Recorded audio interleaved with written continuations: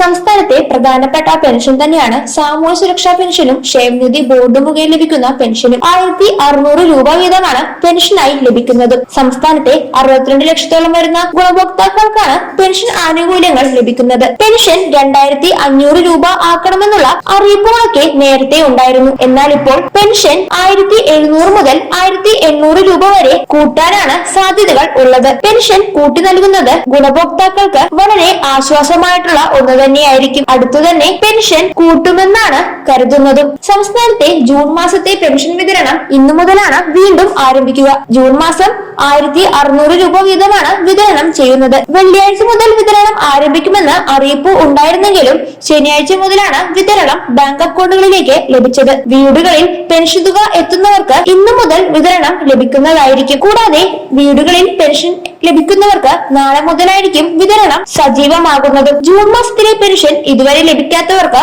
ഉടൻ തന്നെ തുക ലഭിക്കുന്നതുമായിരിക്കും. ഗുണഭോക്താക്കളുടെ ബാങ്ക് അക്കൗണ്ടുകളിലേക്കും സഹകരണ ബാങ്ക് വഴി വീടുകളിലേക്കുമാണ് തുക എത്തുന്നത്. ഇനി ലഭിക്കാനുള്ളവർക്ക് ഉടൻ തന്നെ തുക എത്തുന്നതുമാണ്. കേന്ദ്രവിഹിതമുള്ളവർക്ക് അത് കുറച്ചായിരിക്കും പെൻഷൻ തുക എത്തുന്നതും. കേന്ദ്രവിഹിതം അടുത്ത ദിവസങ്ങളിൽ തന്നെ ലഭിക്കുന്നതുമാണ്. കൂടാതെ തുടർന്നും പെൻഷൻ ആനുകൂല്യങ്ങൾ ലഭിക്കുന്നതിന് വേണ്ടിയാണ് വാർഷിക മസ്റ്ററിംഗ് അടക്കമുള്ള കാര്യങ്ങൾ ചെയ്യണമെന്നുള്ള നിർദ്ദേശമുള്ളത്.